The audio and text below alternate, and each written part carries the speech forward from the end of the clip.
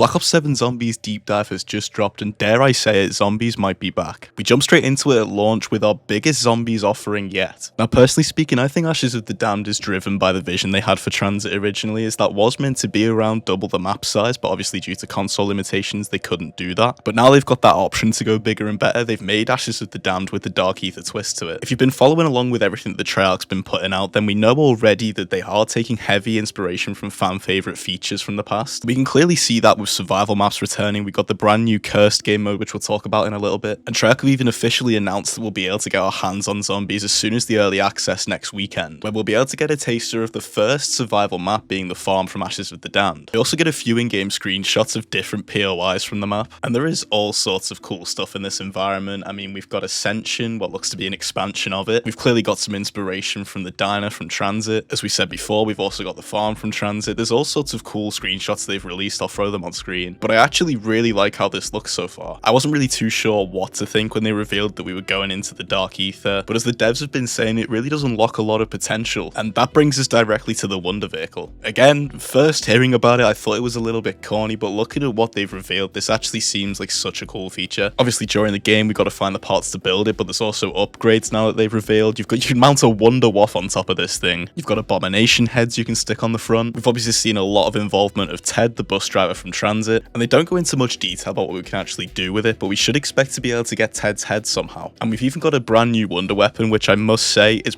probably my favourite thing to come out of this deep dive. I mean, in this section alone, we've got the ray gun returning, the ray gun Mark II returns. It's not confirmed in this blog, but obviously we saw we could fit the Wonder Waff as a turret on top of the vehicle before. It wouldn't be entirely out of the question for it to come back as its own Wonder Weapon too. But we've now got the Necro Fluid Gauntlet. This thing, quite frankly, looks sick. They tell us that it can be deadly at both melee and long ranges. Obviously, we see a little bit of gameplay in the trailer too. I'll have that on screen. And even cooler, they revealed to us that it can pull in items and power-ups from a distance, so I'd expect that to be part of the Easter egg somehow. On top of that, we got a couple of new enemy types. First, the Zersa, or the bear, as we've been seeing in most of the key arts. As obviously we'd expect, it's got its melee attacks, but it also shoots bees at us, or as they're calling it, quite painfully, zombies. And these are launched from hives that are present on the bear, which I presume will also be weak points. We've also got Ravagers, which Treyarch tells us are going to be hunting us in packs and are drawn to material spoils, namely salvage and other drop provisions, which I also feel like it's going to cause a lot of pain. Obviously, we'll have all our base zombies, our armored zombies, but they've made a couple of changes to them which look quite good. For example, the frequency of super sprinters will be a lot lower at round 55. Obviously, they'll gradually increase. Heavy and light armored zombies are now actually weighed down, so they're basically going to be a lot slower. In fact, they will no longer super sprint at all in the higher rounds. Overall, the zombie armor is more easily destroyed, but more durable against explosive splash damage. And it sounds like weapon builds are going to be quite key, as certain weapon and attachment combinations are more effective at armored zombie takedowns. Treyarch also revealed that sliding now knocks down a normal zombie, doesn't inflict a lot of damage. This was something that was part of PhD Flopper or PhD Slider already, but you now no longer need the perk for this to happen. I'm going to do a deep dive video into Ashes of the Damned itself, because there is so many more things we could go into here. But we've got jump pads making their return to get around the map, we've got new traps, there's loads of stuff we can cover, but primarily in this video I just want to get the mechanics down. Now for the modes, obviously we've got our standard and directed modes returning. As we discussed, we've got survival coming back, but now we've also got Cursed. We're taking on a new experience featuring some legacy mechanics with numerous side quests to unearth increasingly potent and cursed relics. If we activate them, we'll face harder challenges in exchange for new levels of power, replayability and rewards. This mode is tailor-made for the hardcore fans, crafted for those seeking a more demanding experience with new layers of challenge to discover and overcome for access to unique rewards. Treyarch described this as one of Black Ops 7's biggest innovations, directly inspired by feedback from the zombies community. You can't actually enter Cursed until you've fulfilled certain criteria, and once we've figured out how to access it, we'll start the Cursed match with some familiar friends, only a pistol with no loadout weapons available, no minimap, and a classic point system inspired from Black Ops 3. From there, the focus is on finding artifacts of great power hidden away across Dark Ether time and space. This is what they were referring to with the relics before. Each one's themed around a totem from Black Ops Zombies history, each one having a unique condition to discover it, and the requirements needed can be unforgiving. This almost sounds like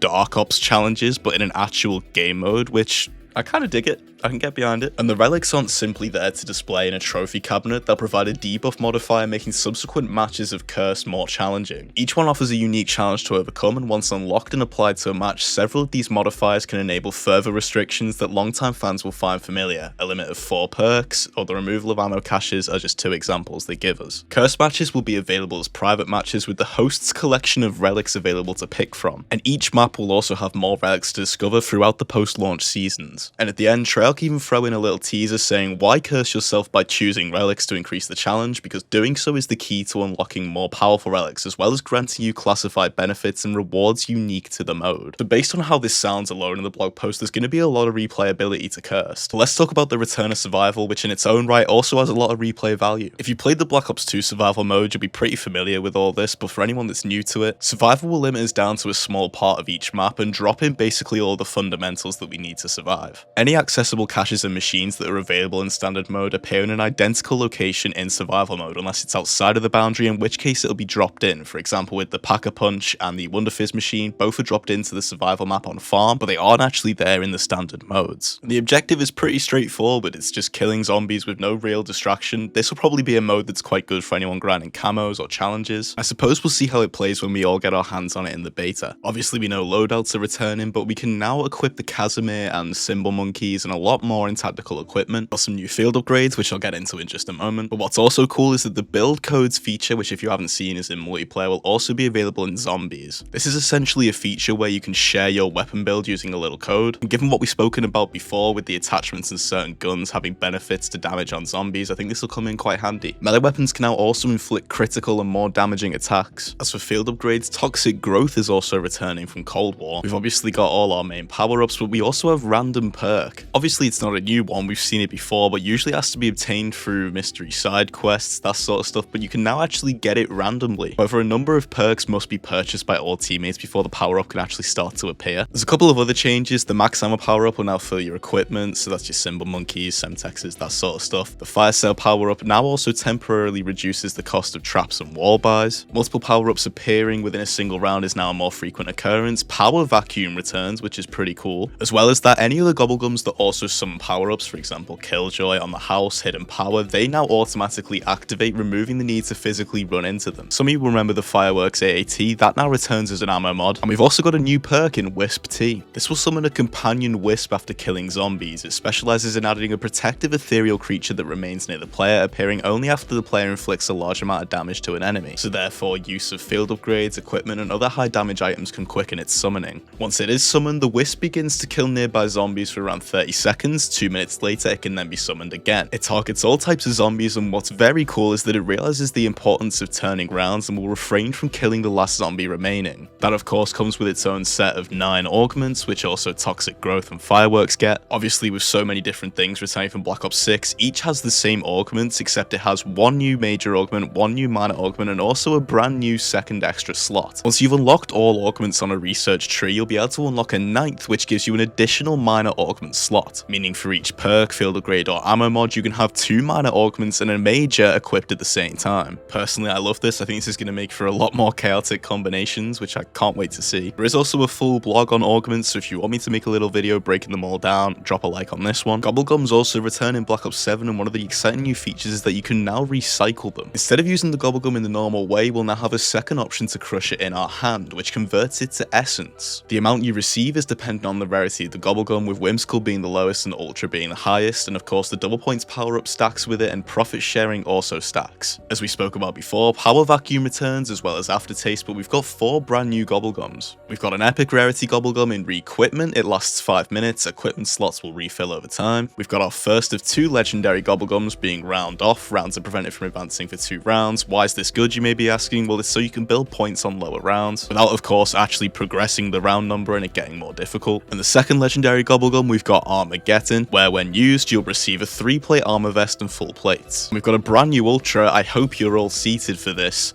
Gift card, gain 30,000 points. There's a bit of a redeeming factor though. It cannot be combined with other bonuses, presumably double points and profit sharing. I'd love to know what happens if you crush a gift card. You're meant to gain 30,000 points, you could probably get like 2000 instead, but reading that the first time was definitely a shock to the system, so I apologise for any harm caused. The Rampage Inducer returns. Of course, we've got wall buys, ammo caches, the mystery box, crafting tables, the arsenal, pack-a-punch is back. Trials also return, but this time in the form of TED tasks. Exfil also gets some changes. It now comes in the form of phone booths that activate periodically through the match. The phone rings, and if you answer it, a portal is conjured where the player requested the exfil. It's still put to a vote, but now if some teammates decline the exfil, they can choose to help or ignore the fellow players engaged in HVT combat. Whether the HVT is slain or not, players declining to exfil can continue in the match unbothered without penalty, while players who voted to accept the exfil will end their match if they defeat the HVT successfully. Obviously at launch we're dealing with quite a big map. Other phone booths throughout the map will start to activate through their own portals, so you can step through them and quickly get to the one that's being used for the exfil.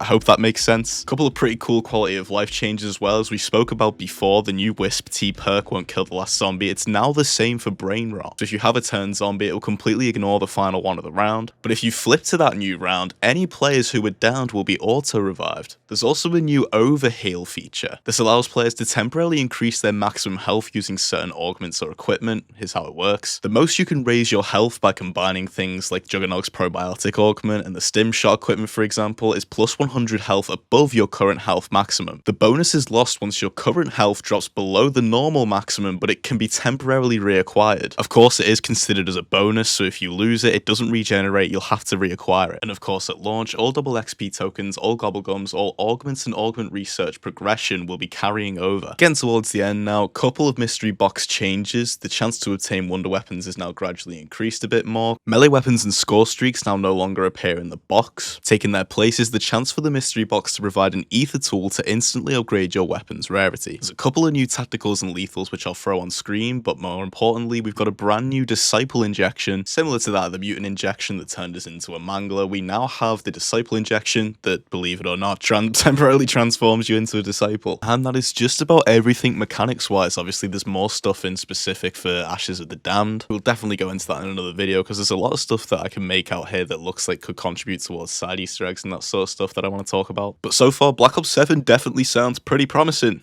Dare I say it again? Zombies might be back.